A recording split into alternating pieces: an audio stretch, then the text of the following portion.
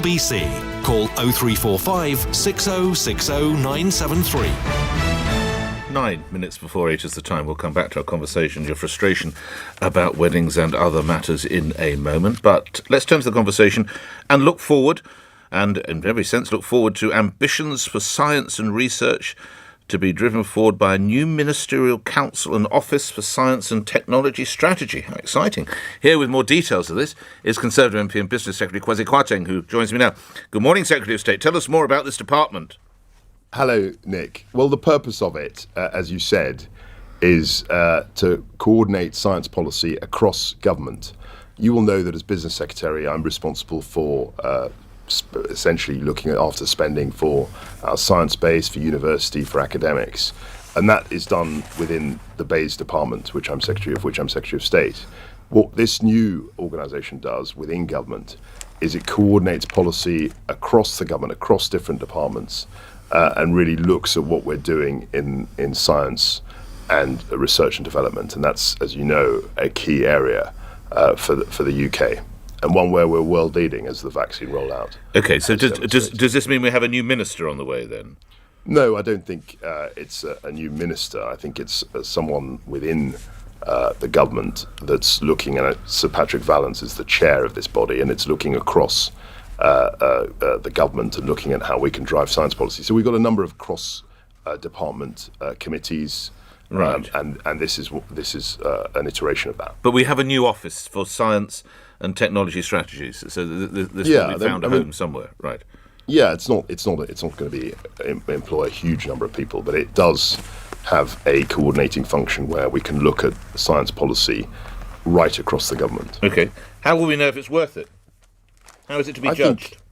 I think it will be worth it. I think if you look at things like the vaccine rollout, if you look at some of our ambitions in terms of clean energy, if you look at the kinds of things we're doing in things like robotics and quantum computing and lots of exciting new technologies, I think it makes sense to have this office. And if you look at other countries, if you look at the United States, for example, they have an office of technology, I think it's called, which has this coordinating role. Right. Just lastly, that's all going on, though, without this office. Why do we need that now, when money's tight? I think that we want to have a better offer. I mean, the Prime Minister's been very clear that the science superpower status is something that we should aim for, that we are already. But if we're going to maintain that, we need to be more focused on driving innovation, driving science, driving new discoveries. Okay, well, I wish you well with that. Should we talk about something that might exercise my listeners a little bit more, which is they look forward to July the 19th. Now, you are the Business Secretary. Last time we spoke, yes, keep telling yourself that. Just every morning, get up and tell yourself. Well, you're telling me. You're getting me on your show. So come on, King Kwarteng, when are you going to tell Boris Johnson, unlock? Come on, you are the king, Kwasi. Come on! So look, we're very focused on the 19th of July. I was as disappointed as anybody that we couldn't open on today, on the 21st of June, fully.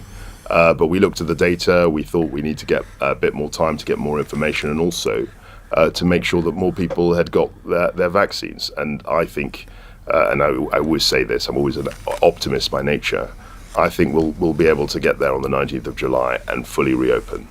But it's very difficult for my listeners. They've had family events, typically weddings, that they've had to delay, and then they look at people dancing around Wembley, dancing at some kind of Donington festival yesterday, various other things, and they're not allowed to have more than 60 people at a wedding. I mean, this is ludicrous, Secretary of State, isn't it? Look, it's difficult. No, it's not difficult, Kwasi. It's ludicrous, it is very difficult. Isn't it? No, it's very difficult, and there are lots of anomalies. There are lots of things people will look at and say, well, that isn't fair. We've got broad guidelines. I think we've been successful at sticking to the dates, frankly. I mean, if you look at the 12th of April, nothing happened. The 17th of May, we reopened. We haven't stuck to today's date, Mr. Kwarteng. And we haven't. I mean, it was a pause. As I said, it was a difficult, and I remember talking to you about that at the time. We would look at the data. It was a difficult call. But we've always said that we would rather be a little bit more cautious and make sure that it was a much steadier reopening, so that we didn't have any of the kind of confusion that we had last year, where we had another lockdown. We don't want that. As Business Secretary, how frustrated are you that your colleague, the Health Secretary, failed to share key data on the effectiveness of the vaccines in good time prior to the decision made for today? Well, I don't know anything about that specific allegation. I don't know whether I don't think he would have sat on the information. Why was it not made available, do you suppose, these figures from the public? I don't know what the truth is about those allegations. What I do know is that Matt Hancock is an extremely hard-working health secretary. It's not what your boss calls him. He's had a very difficult. I can't tell you what your boss calls him. Time, and he's always been very collegiate. I mean, we came into the House of Commons at the same time in 2010. I've always found him very collegiate, very helpful, and he's very. Well, this wasn't very helpful, was it? Not returning these figures in time.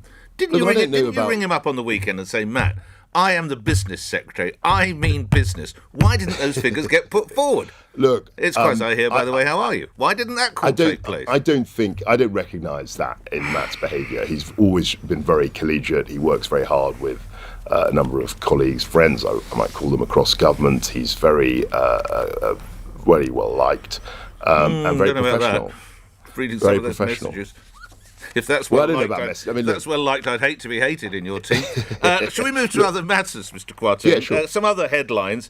Is it the end of the triple lock to pay for the pandemic, as a couple of newspapers are hinting today, the Daily Express among others? No, I mean, the triple lock is something which we've been committed to for a number of years now.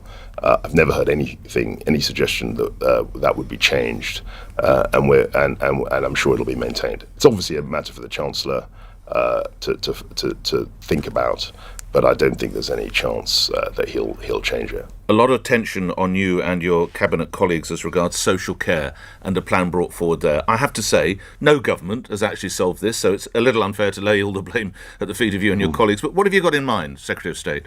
Look, I think this has been debated for 10 years now. I mean, I remember the Dilnot report from 2012, I think it was. And then, of course, we had the whole 2017 election with and how the policy around that. And we've got to look at this. And the Prime Minister has been very keen to stress that we need to solve this. As you say, it's a difficult issue.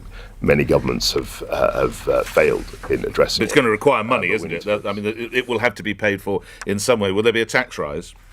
It is expensive, but I'm not sure that we have to necessarily raise taxes in the way you suggest. What I think, and this is what How do you my pay actual for it? view. Yeah. So what's going to happen is that last year we had a very tough short recession. I think the confidence that I'm seeing this year suggests that we're going to grow the economy. I'm very bullish about that, and I think the way that you pay for services is by having a thriving economy, so that tax receipts can cover those expenses, and that's the bit of the equation, if you like, that I'm focused on. I want to grow the economy. I want people to trade. I want people to be successful. I want to create wealth in this country, and if we do that effectively, we can then pay for vital public services. And the last headline to reflect on, Secretary of State, if you would: new 2-jab hope to free up your summer. This is the suggestion that Matt Hancock would scrap isolation for those who have had the 2 jabs. Can you give us any further news or developments on that, Secretary of State? So Matt Hancock is looking, as I've said, very closely at the data.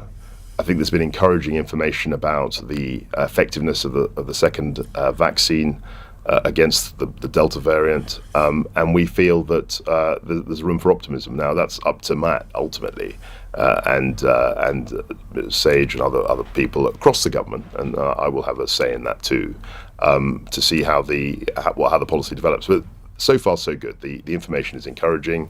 I'm very focused on the 19th of July. I really, really want to reopen fully at that date.